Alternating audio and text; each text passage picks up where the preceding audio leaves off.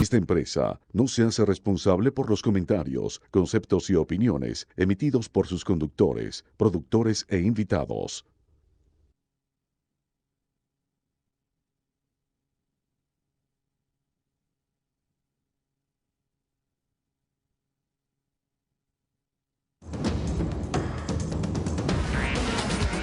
Patricia Poleo en Agárrate, opinión estremecedora.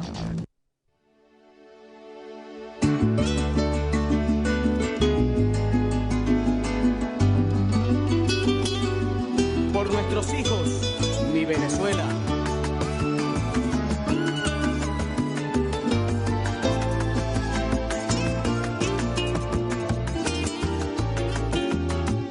Para mis hijos yo quiero un país multicolor, de justicia, paz y amor y libertad por sendero. Yo quiero un país de gracia, donde todos sean hermanos. Sentir venezolano que se llame democracia.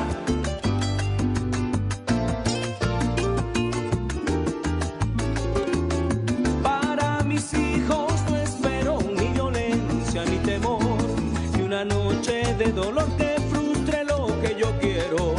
Pero tampoco en mi empeño quiero verlos impotentes ante tantos indolentes que desvanezcan sus sueños. Para mis hijos yo quiero un país multicolor, de justicia, paz y amor y libertad por sendero. Yo quiero un país de gracia donde todos sean hermanos. Sentir venezolano que se llame democracia. Para mis hijos yo quiero un país multicolor, Claro que sí. justicia, paz y amor Sol y Maravino. libertad por sendero. Yo quiero un país de gracia donde todos sean hermanos. Que se llame democracia. Miguel Enrique y Stephanie, mis hijos queridos. Por Dios que quiero confiar, pero es que me han defraudado y hasta me siento vejado, ya no sé ni qué pensar, porque entre mis confusiones no sé quién es el tirano, si aquel que amarra mis manos o el que me brinda Para mis hijos yo ilusiones. quiero un país multicolor, de justicia, paz y amor y libertad por sendero. Ay, yo quiero un país de gracia donde todos sean hermanos. Sentir venezolano que se llame democracia. Para mis hijos yo quiero un país multicolor, de justicia, paz y amor y libertad por sendero. Yo quiero un país de gracia donde todos sean hermanos. Que se llame democracia.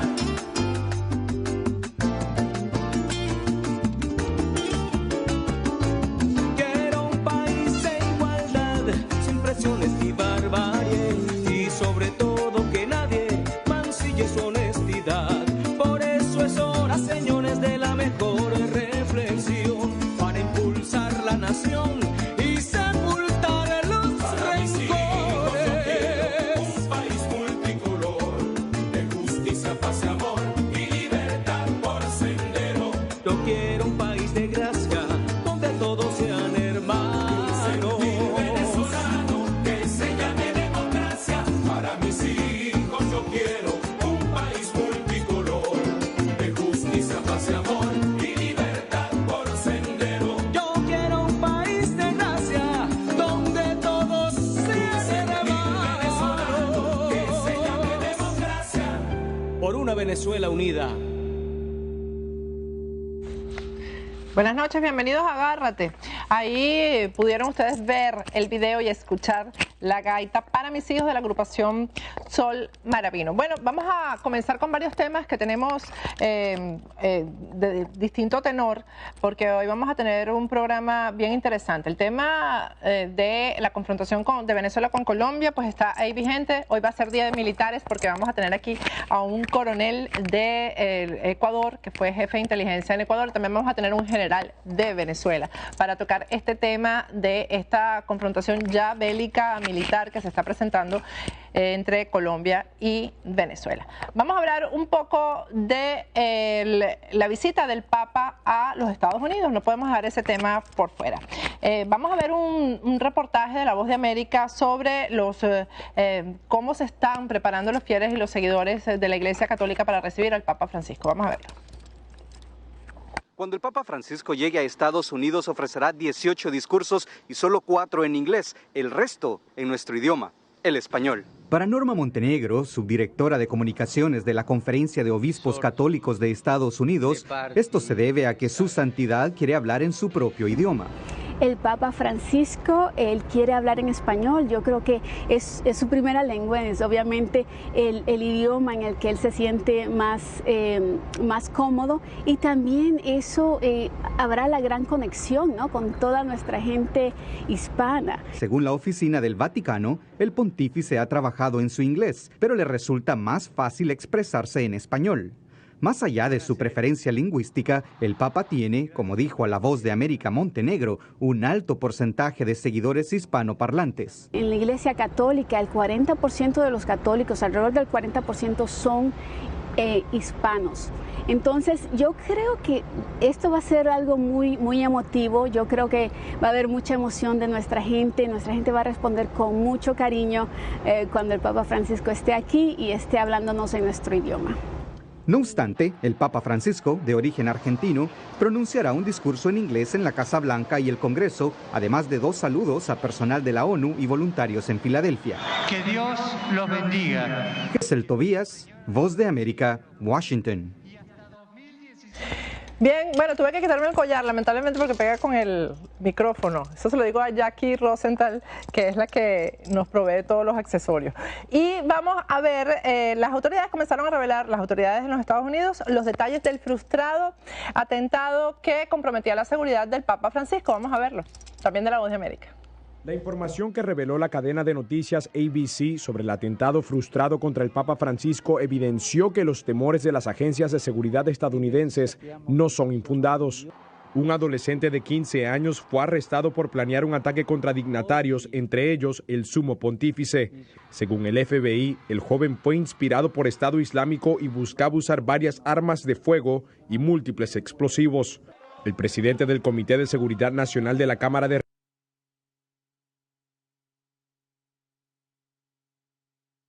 Representantes, Michael McCall, fue quien confirmó la existencia del caso.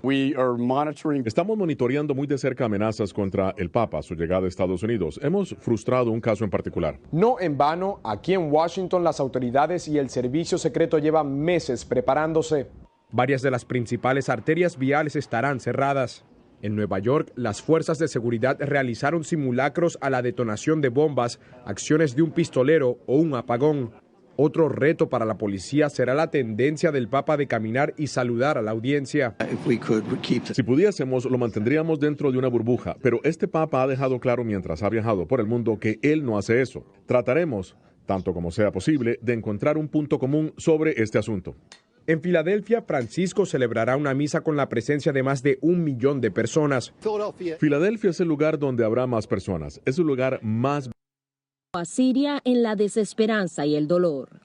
Estoy enojado porque parece muy poco lo que nosotros estamos diciendo para cambiar esto.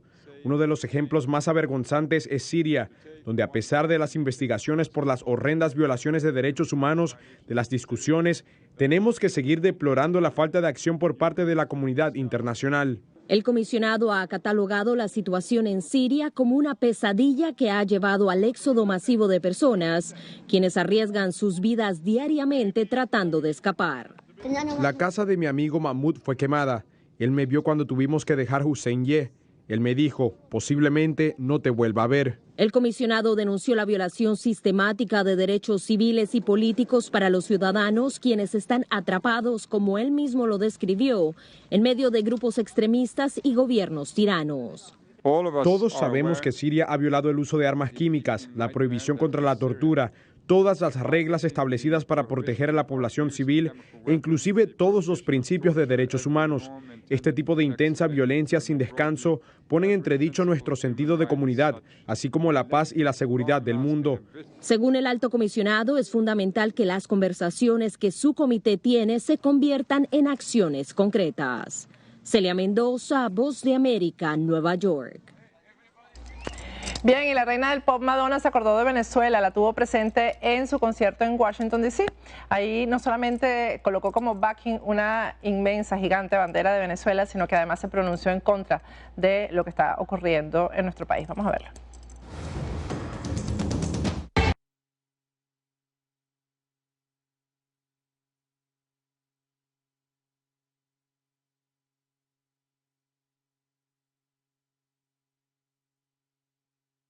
Muchísimo que conversar con él sobre este socialismo del siglo XXI.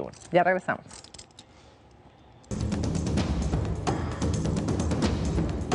Agárrate con Patricia Poleo. Regresamos con Agárrate.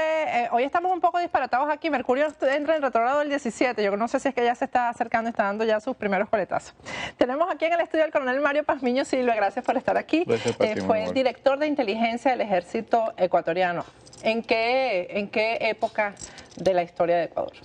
Bueno, yo creo que en la última época, porque a raíz de que él subió al gobierno el presidente Correa, yo me desempeñé con él más o menos una etapa de unos 4 meses, desde que regresé de la agregaduría militar, entré a las funciones de director de inteligencia, y luego de esto, pues el suceso del bombardeo de Angostura, en el cual el gobierno ecuatoriano pues buscó un chivo expiatorio, y ese fue el director de inteligencia del ejército, sin tener nada que ver en el asunto, pero me tocó a mí pedir la baja de la institución para poder salir a defenderme en los canales nacionales y internacionales.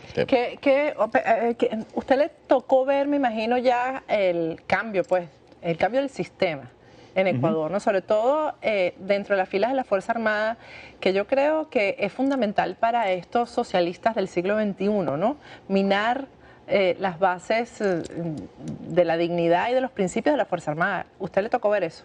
Bueno, en la etapa que yo regreso de la agregaduría militar, el proceso de infiltración, si cabe el término decir, y adoctrinamiento de Fuerzas Armadas era totalmente nulo.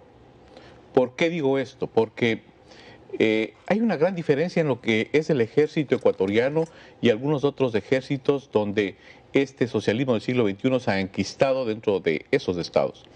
¿Por qué hago esta referencia especial?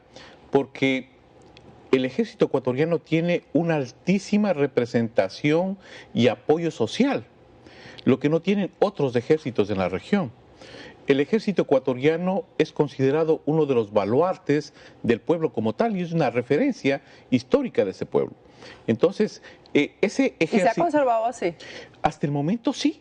Hasta el momento sí. No hay visos de que el gobierno, el socialismo del siglo XXI, tenga una penetración ideológica, aunque existen algunos pequeños hechos aislados, pero no hay una definición ideológica sobre esa institución militar. Pero eso quiere decir que en Ecuador no está pasando lo mismo que en Venezuela, que hay una infiltración de los cubanos en la Fuerza Armada. En Venezuela la hay.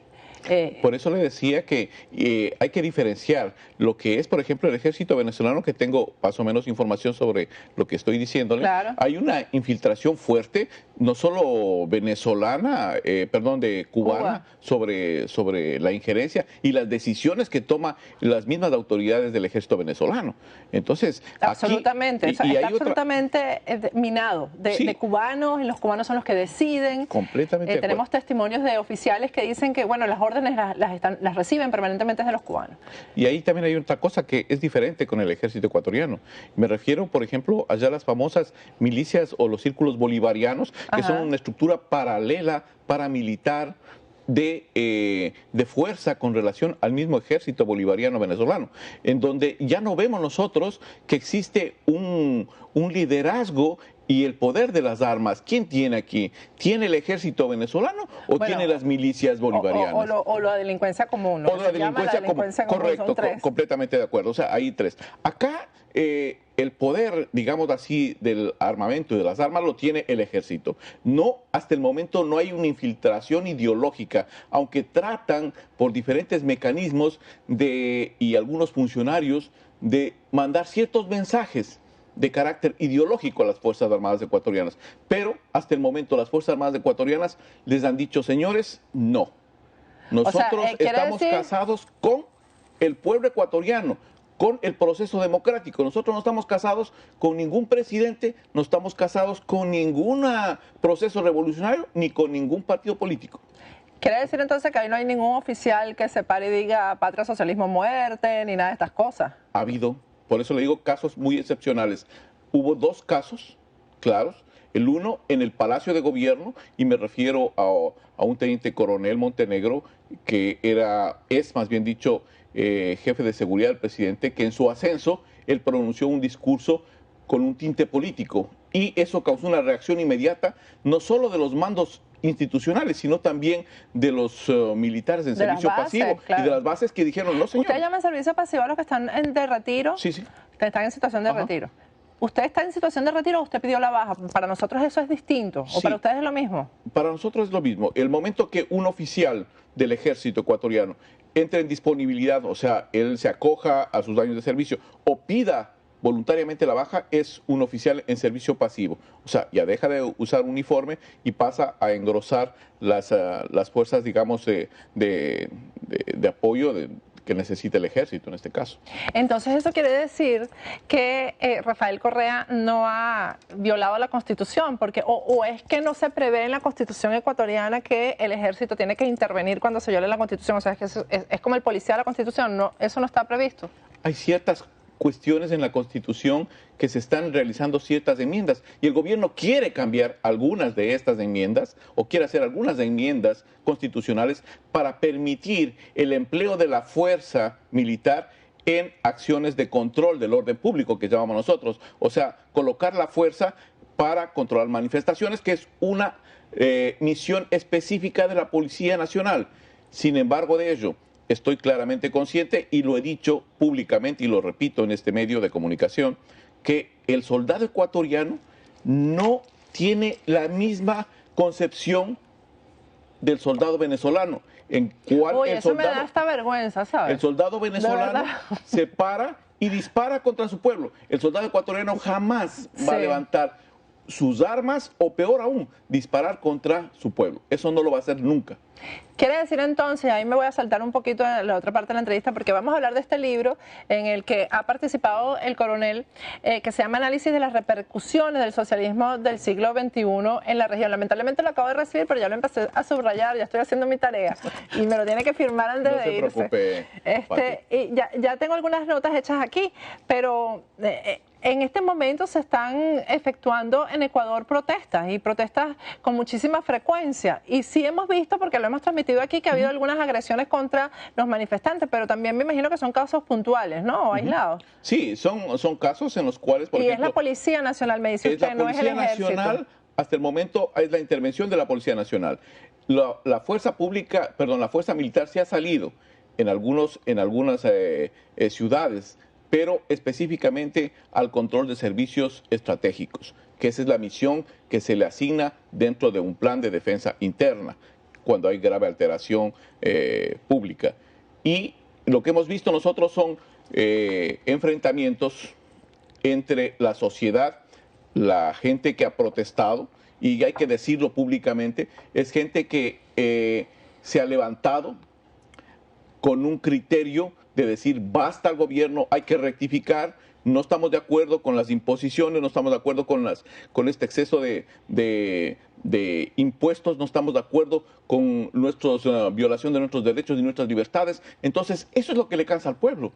No es que Quiere decir que si esto crece como suelen crecer las protestas cuando no son reprimidas, el ejército no va a atentar contra la gente en Ecuador, ¿no? No hay ese temor del pueblo de que el ejército los va a agredir, ¿no? Bueno, y los va a confrontar. La sociedad y el mismo ejército y creo que el mismo gobierno está consciente de que el ejército ecuatoriano no es un ejército que va a matar a su pueblo. Eso no lo va a hacer nunca. Eso Ahora, no lo va a hacer según nunca. mi criterio y la tesis que yo tengo, en Venezuela ha avanzado tanto este socialismo del siglo XXI y estas barbaridades y violaciones a los derechos humanos porque precisamente el ejército no se ha sabido comportar y no ha sabido asumir su papel. Entonces... Hay una cosa, Pati, pero discúlpeme que le interrumpa. No, Hay una infiltración, una ideologización. Exactamente, de ese estamento militar que cuando juró ante su bandera, juró defender a su pueblo y la democracia de un país. No juró defender a un presidente populista, a un fascista, no juró defender a una tesis socialista, no juró eso. Claro, el soldado juró defender a su pueblo. En eso estamos claros. Por eso es que según mi criterio, es fundamental la conducta de la Fuerza Armada para que esto avance o no avance. Este tipo de regímenes, ¿no? El capítulo que usted escribe se llama Las 7 estrategias del socialismo del siglo XXI en Ecuador. Que además yo creo que no es en Ecuador, es en Bolivia, es en Argentina, es donde se mete esta gente, ¿no? Es una franquicia. Es una franquicia, así lo he llamado yo, una franquicia. ¿Cómo se ha implementado en Ecuador si el ejército se comporta de esta manera? Estoy muy interesada en eso. No, ¿cómo no? Y quiero que me diga cómo. Voy desde la primera estrategia. La primera estrategia es sumamente, digamos, sencilla, porque el gobierno del socialismo del siglo XXI, en el caso ecuatoriano, toma el poder por una vía democrática, inmediatamente tiene que cambiar las reglas de juego para poder ir modificando todos los estamentos a su control. ¿Cómo se cambiaron esas reglas del juego? Con una nueva constitución. Tiene que llamarse a una nueva constitución y en esa nueva constitución imponer cierto tipo de nuevas leyes, nuevas... a su medida. Exactamente, para ir moldeando bajo una concepción de un proceso revolucionario. Esa situación sí se ha dado en el país y estamos al momento viendo que también con el pasar de los 8 años que tiene el gobierno en el poder, lo que quiere al momento es seguir haciendo modificaciones para seguir quedarse. Acomodando. Ahora estamos hablando de esa es la última estrategia. La penúltima estrategia. Y el ejército no tiene nada que ver con eso. El ejército no puede intervenir. El ejército no puede intervenir ahí. ¿Por qué? Porque la Constitución le dice claramente que el ejército no puede ser un ejército deliberante. Es obediente, pero no deliberante. Está establecido en la Constitución. Ahora, para que se cambie la Constitución, el pueblo tiene que votar a favor de esos cambios, ¿no? Lo lógico es que cuando se van a hacer modificaciones constitucionales, se llame a una consulta popular, a un referéndum, y el pueblo se pronuncie. Decir, ok, queremos socialismo de por vida. Entonces que el pueblo lo diga, señor, usted quiere que se quede presidente de por vida. Entonces lo digan, pues, pero en una consulta. ¿Por qué el temor a la consulta? Porque ahora, ¿quieren hacer los cambios sin consulta? Quieren al momento hacer en diciembre que la Asamblea Nacional, que tiene una gran mayoría gobernista, apruebe estas enmiendas y pase esto directamente como ya parte de una ley. Entonces, perdóneme que insista, estoy como fastidiosa hoy. No. Si eso ocurre, el ejército no puede intervenir si lo hacen de esa manera. Si eso ocurre ahí, el ejército tendrá que definir una posición ahí. Ajá. Mi criterio personal. Es su criterio. Pero usted ha sido oficial del ejército, un oficial importante de inteligencia. Sí.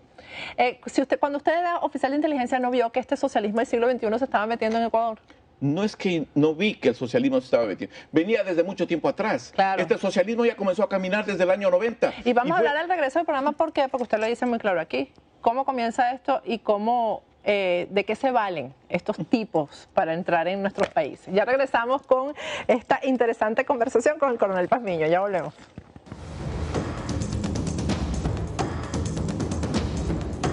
Agárrate con Patricia Poleo. Agárrate con Patricia Poleo. Ajá, aquí estamos con el coronel Mario Pazmiño Silva, coronel ecuatoriano, y aquí le estoy diciendo que me disculpe, que esto ha sido casi que un interrogatorio, ni siquiera una entrevista. Aquí en su libro, o en el capítulo del libro que le correspondió a él dice que habla sobre la estrategia empleada para seducir a la población de la mayoría de estos países donde está esta franquicia. Y dice, se explotó en cada uno de ellos factores que la sociedad nunca podría rechazar: el respeto a los derechos humanos, el ecologismo, el indigenismo, el simbolismo religioso, la igualdad de género, el respeto histórico. Estas fueron algunas de las formas llamadas carnadas para pescar a sociedades desinformadas y deslumbradas por un supuesto salvador o mesías. Bajo este paraguas se comenzaron a modificar las diferentes constituciones apócrifas, empleando como mecanismo la consulta popular. Ejemplos de esta práctica: Ecuador, Venezuela, Bolivia, Argentina y Nicaragua. Esto, bueno, ya todos los que somos de esos países o somos estudiosos, por cierto, mi hija está estudiando periodismo aquí en Nueva York, periodismo y política, y la clase que tiene mañana es sobre el socialismo del siglo XXI. Ella, o sea, hemos llegado a las universidades de los Estados Unidos, a las universidades más importantes de los Estados Unidos con este socialismo del siglo XXI. Quiere decir que esto ha afectado realmente a la región, ¿no? Correcto. Si se estudia en las universidades. Es un problema regional y es un problema, y quiero contestar con esto su pregunta, es un problema en el cual la sociedad no se dan cuenta todavía que este tipo de gobiernos, que no son socialistas, hay que aclarar, no son socialistas, son populistas, que hay que una diferencia completamente abismal. Pero, ¿qué quiere estos dirigentes, estos pseudo revolucionarios? Lo que quieren es mantener sociedades ignorantes para que esas sociedades ignorantes no puedan reaccionar ante esta cantidad de abusos contra los ciudadanos. Eso es lo que pasa en todos los países.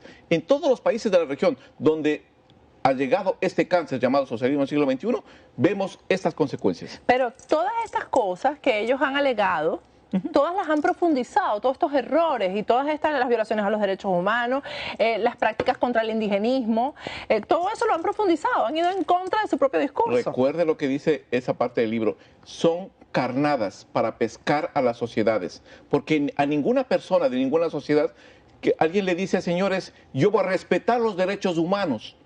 Todo el mundo, ¿quién va a ponerse en contra de eso? Alguien que le diga: señores, yo quiero respetar la naturaleza. ¿Quién se va a poner en contra de eso? Pero tenemos ejemplos clarísimos. Tema Yasunín, el tema ecuatoriano.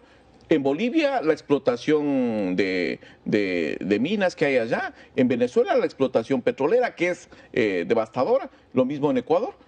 Y este tipo de carnadas son las que se van lanzando a las sociedades para que crean un mesías y digan: esta persona es el elegido, él va a respetar todo, pero pasado un tiempo no va a respetar nada de eso. Ahora, va a irse contra eso. A ellos les dieron así como una cartica. Bueno, Dietrich dicen que es el gran hacedor de todo esto, pero la cartica vino de algún lado, porque ayer teníamos aquí a Carlos Sánchez Berzaín y decía que esto simplemente era el ideal que tenía Fidel Castro, que lo pudo ejecutar finalmente con la chequera de Hugo Chávez, y que tuvo Hugo Chávez por delante, pero Hugo Chávez ya está enterrado y ahora el que maneja esto personalmente son los Castro. Son los que manejan esto. Ahí hay un punto que hay que colocarlo con las is que se decir yo. ¿Quién es el padre del socialismo del siglo XXI? Es Alexander Buzgalin, es un ruso. Y un estudiante de este Alexander Buzgalin era el señor Dietrich. Que este señor Dietrich jamás dijo ante la opinión pública... como que fue mejor que el profesor. No, jamás dijo ante la opinión pública que las ideas no eran suyas, eran del señor Alexander Buzgalin. Y él cogió esas ideas, las trató de implementar y luego, con el pasar del tiempo, se dio cuenta. Y la primera reacción de él fue criticar al mismo gobierno de Chávez cuando le dijo: así no es como funciona el socialismo del siglo XXI. Pero ni el mismo señor Alexander Buzgalin sabían definir con exactitud qué era este socialismo del siglo XXI. Es una corriente completamente amorfa. Este señor escribió las ideas, pero nunca intentó implementarlas, o sí trató de implementarlas. Nunca se implementaron. Recién el laboratorio de implementación de este socialismo del siglo XXI, como lo dice el mismo señor Dietrich, es el tema regional, América Latina, porque presentaba ciertas condiciones especiales. Ahora, ¿en qué momento se despierta esta gente cuando se da cuenta que esto fue una carnada? Porque los peces, cuando los pescan, enseguida se dan cuenta que los pescaron y empiezan a revolotear. El ser humano, el ciudadano, ¿cuándo despierta? ¿En qué momento? El ciudadano comienza a despertar el momento que ve que primero le están restando sus derechos y sus libertades se van acortando. Ese momento el pueblo comienza a despertar. Lo que pasó en Venezuela, lo que ha pasado en Bolivia, lo que está pasando en Nicaragua, Argentina, Brasil y lo que pasa también en Ecuador. El pueblo se despierta y dice, un momentito, señor, hasta aquí nomás. Nada de revolución, nada de socialismo. Yo tengo otra concepción de vida. Y en la concepción de vida como Estado, como país, no encaja el socialismo, porque aquí tenemos libertad para hacer las cosas, libertad y tenemos derechos, que los derechos sabemos que tienen que ser respetados. El caso Venezuela, bueno, el caso Leopoldo López, que digamos es un preso político, pero ¿cuántos presos políticos no hay en Venezuela? Lo que pasa es que yo creo que ese sacrificio de Leopoldo López ha servido para que el mundo vea hacia nosotros, ¿no? Hacia lo que está pasando en el país, porque en Venezuela hay militares presos, hay estudiantes presos, hay policías presos hace tiempo, pero el caso de Leopoldo realmente es el que se ha internacionalizado. La juez que lo condena a 13 años y 9 meses de cárcel, Susana Barreiro, es nombrada cónsul en Chile. Y hay una respuesta, vamos a escuchar el audio, por parte del canciller chileno Heraldo Muñoz con respecto a lo que ha opinado Nicolás Maduro sobre la oposición que hay en Chile a que esta señora salve el pellejo con un cargo diplomático en ese país que es un país democrático. ¿Se considera Chile, sí o no? Sí. A pesar de que hay oposición, hay por supuesto estructuras que son diversas, pero precisamente por eso es que hay democracia. Vamos a escuchar el audio y yo quiero que usted me comente sobre este tema. Muy bien. La declaración emitida en el día de hoy por el gobierno del señor Maduro es insultante hacia nuestro país. Nunca una nación nos había acusado de actuar conforme a lo que nos digan potencias extranjeras. Ese es un insulto que no vamos a aceptar. Esta es una declaración verdaderamente matonesca, en donde intervienen en todos los asuntos internos de Chile. La declaración emitida por la Cancillería chilena el día sábado fue absolutamente prudente. Fuimos el único país que emitió una declaración en el sentido en Latinoamérica, señalando claramente que estamos atentos a lo que significan las debidas garantías de un proceso. Nada más que eso. Pero el señor Maduro hoy día nos insulta, nos ataca, nos denigra. Eso es inaceptable.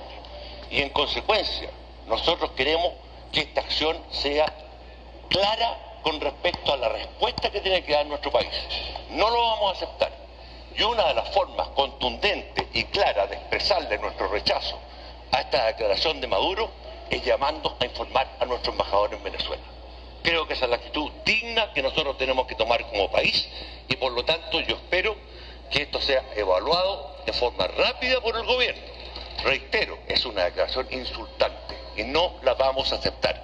Nosotros como Relaciones Exteriores la rechazamos en la forma más categórica y por lo tanto entendemos que esto no representa al pueblo de Venezuela, sino que representa a un gobierno que hoy día se ha convertido en un gobierno ilegítimo, en un gobierno dictatorial, en donde a sus opositores, ¿no es cierto?, los castigan con 14 años de cárcel por llamar a protesta. Eso realmente estamos viendo que ahí hay una sumisión completa de parte del Poder Judicial venezolano al gobierno de Maduro. Y los derechos humanos, tal como lo señalaba la presidenta Bachelet, no tienen fronteras. Bueno, esa es parte de toda la declaración que dio el canciller. Es un frente más que abre Venezuela, ya tiene uno abierto con Colombia, ya abierto uno con Guyana. ¿Esto es parte también de las recetas del socialismo del siglo XXI para distraer o qué es esto? Correcto. Primero, permítame hacer un comentario. Yo creo que esa es la posición digna de un canciller y de un país. Digna porque primero tiene que hacer respetar, no solo nacionalmente, sino internacionalmente, el criterio de un Estado, que eso es prioritario. Y segundo, que es importante, es que ya era tiempo que alguien le diga a este señor Maduro que deje de estar hablando tonterías, porque cada que habla, oiga, lo va embarrando, como decimos vulgarmente, en Ecuador. Y el otro punto que es importante aquí, yo creo que la situación de Leopoldo López, y permítame que haga un paréntesis muy cortito aquí, porque Leopoldo es mi amigo personal. Yo quiero aprovechar la oportunidad para solidarizarme con la esposa, con la familia, con Leopoldo. Un líder que entregó su libertad a cambio de la libertad de un pueblo. Y esa libertad, todo el continente, toda Latinoamérica lo va a reconocer en su debido tiempo. Mi solidaridad, no como Coronel Pazmiño, sino como el pueblo ecuatoriano con Leopoldo López y con su familia. Quería puntualizar esta situación, claro, que porque por cierto quería aprovechar. está llamando a través de su cuenta de Twitter, es Lilian, su esposa, la que la maneja, a que se asista a la marcha el próximo sábado de forma pacífica. Y ha advertido, porque lo tienen muy cercado dentro del penal, ha advertido que él va a seguir en la lucha y bueno, eso hay un poco de frustración en el pueblo venezolano con respecto a esto. Este tipo de confrontación ahora es con Chile. Esto también es parte de la receta, de pelear con todo el mundo, de pelearse con todo el que opine sobre lo que se debe opinar, porque los derechos humanos es algo internacional, Es parte de la franquicia. ¿Por qué digo esto? Porque voy a poner un ejemplo de lo que pasó Venezuela-Colombia.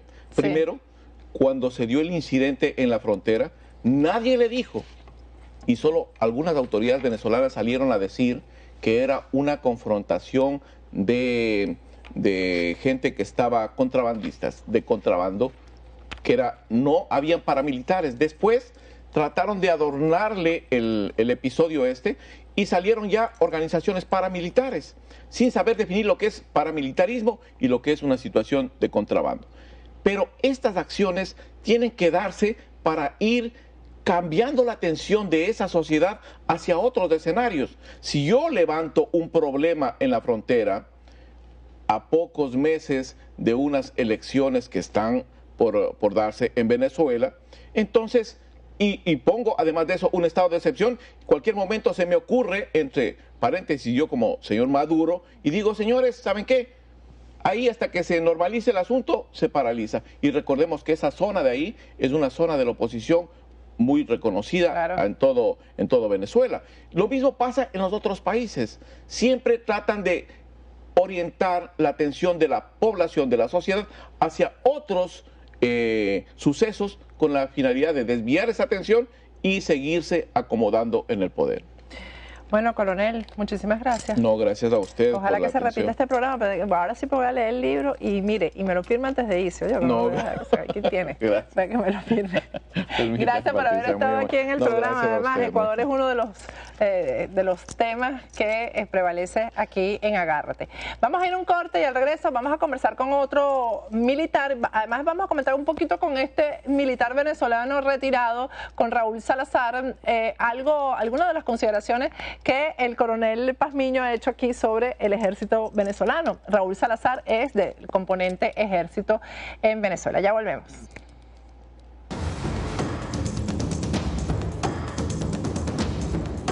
Agárrate con Patricia Poleo. Agárrate con Patricia Poleo. Regresamos con Agárrate y ya tenemos vía telefónica desde Venezuela al general Raúl Salazar. Raúl Salazar fue ministro de la Defensa en Venezuela, viene del componente ejército, por supuesto está en situación de retiro. Yo les recomiendo, porque vamos a tocar el tema de Colombia, yo les recomiendo porque no me da tiempo, la íbamos a transmitir, pero realmente tengo muy poco tiempo y no quiero perderlo para conversar con el general Salazar, una presentación que tiene el diario El Nacional sobre todos los conflictos que ha habido entre Colombia y Venezuela durante 28 años. Buenas noches, general, ¿cómo está? Buenas noches, Patricia, ¿cómo está? ¿Cómo le digo?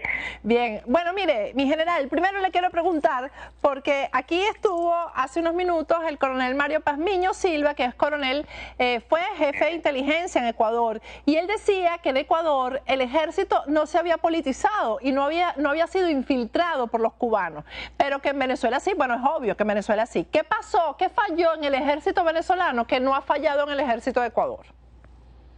Bueno, el gran problema que tiene es que como el dirigente que existía aquí, el comandante Chávez, él quiso ver la Fuerza Armada como un partido más. Fíjate que es contradictorio a la propia Constitución que tenemos. Fíjate que la primera línea del artículo 328 de la Constitución dice que la Fuerza Armada es una organización profesional sin militancia política. Entonces dice la Constitución esa nueva que se hizo aquí en Venezuela, en el 99 se aceptó, entonces fíjense, es contradictorio lo que se está diciendo. Bueno, ¿qué pasó? Bueno, para poder mantener el poder, las Fuerzas Armadas fueron, fíjate que varió mucho, ¿verdad? Primero hubo los oficiales y entonces se ligaron los oficiales con los suboficiales, y luego también la parte de tropa, pero en razón era llevar como una fase política a las Fuerzas Armadas para defender un régimen. Las Fuerzas Armadas están para defender la Constitución, la patria, ojalá no nos tengamos que arrepentir.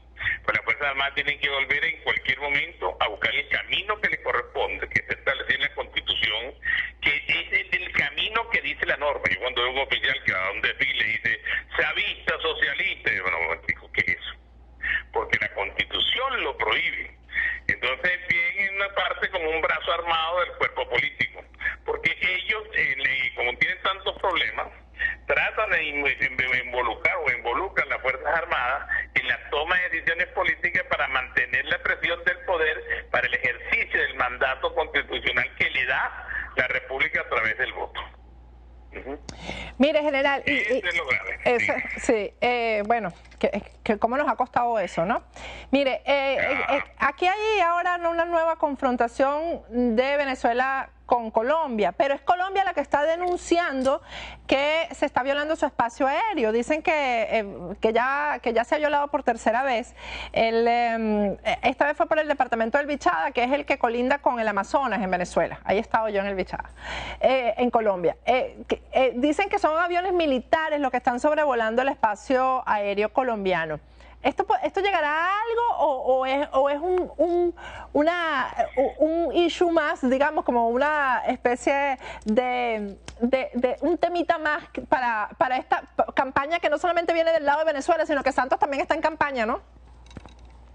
Bueno, yo creo que uno de los problemas que tenemos es la cercanía de las dos campañas políticas, aquí por la Asamblea y allá por la presidencial. Así es.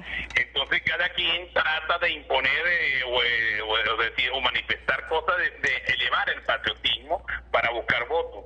Las Fuerzas Armadas de Venezuela tienen la misión de vigilar y dar la seguridad al territorio nacional. Fíjate que es importante que se sepa que todo avión, ¿verdad?, tiene una ruta, y aunque sea el vuelo nocturno, y eso se sigue a través de radares. Los radares tienen una pantalla donde tú ves la traza que dice dónde está, el que da las coordenadas exactas polares, que dice dónde está, en qué situación, en dónde se encuentra, a qué altura. Lo que no se puede saber, oye bien, ¿quién es ese avión si no se identifica? Ese avión tiene que identificarse cuando se comunique con las torres. Venezuela tiene la capacidad de mantener con sus radares, decir dónde estaban volando esos pilotos que estaban por allá, o si eran o no eran. Por eso es que tú ves, y normalmente cuando es de noche tenemos el problema que se vigilan ambas partes, porque están los vuelos de las drogas, que no salen de cualquier hacienda, no dan la ruta, no dan la altitud, no dan la TIMU, no dicen hacia dónde van, y normalmente se capturan es a través de intersección de los vuelos aéreos, de que deberían ser los dos países con la finalidad de que no salgan del mercado de la droga que tanto daño hace. Yo estoy seguro que Venezuela tiene que a lo mejor cómo demostrar que esos pilotos no lo hicieron, que Colombia tendrá entonces que buscar su manera. Ahora, si ese avión no se identificó, ni dijo nada, ¿cómo saben qué avión era? Pues hay una traza que se marcó, sí, lo que debe ver, ahora, pero ¿cuál avión era? Pero fíjense que el problema grave que tiene. Ajá.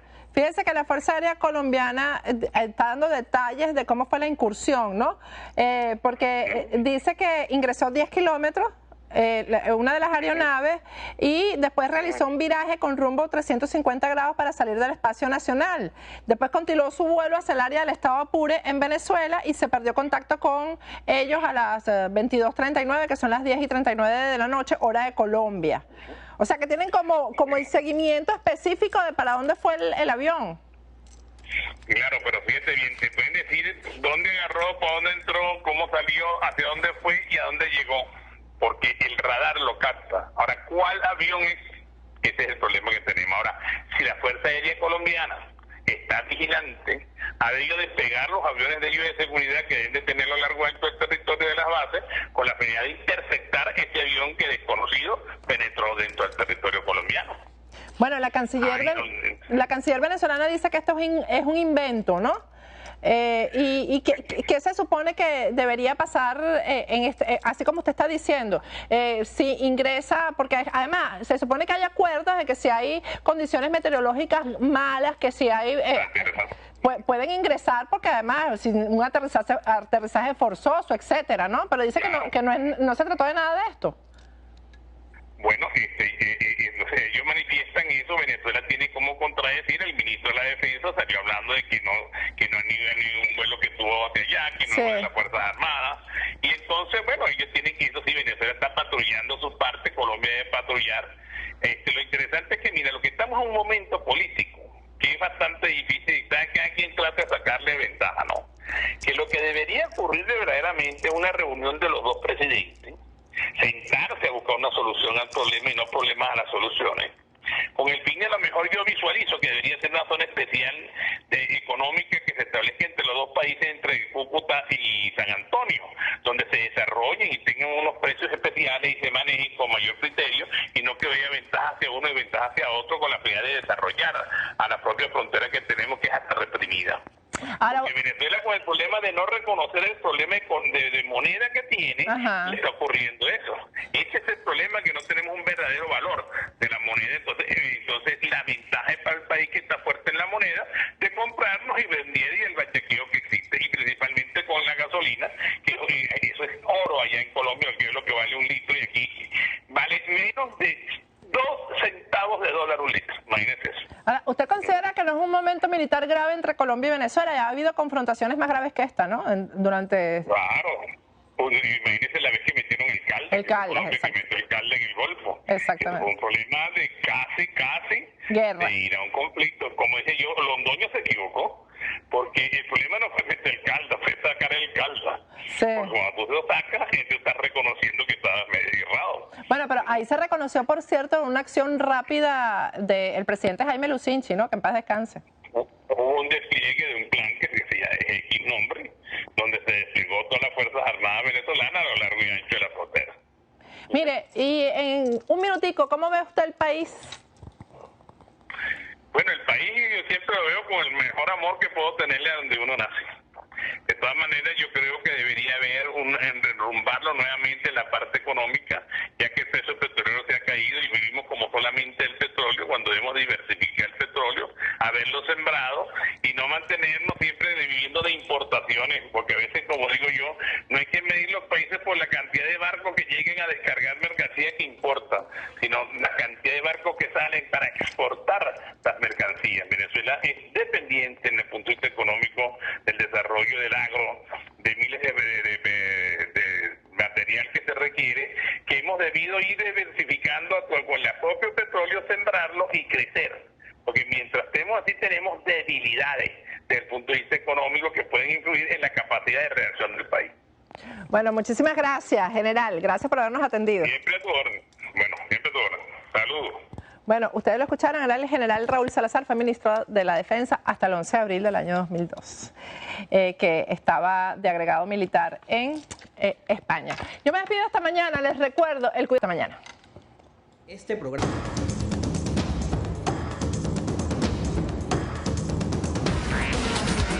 Patricia Poleo en Agárrate, opinión estremecedora.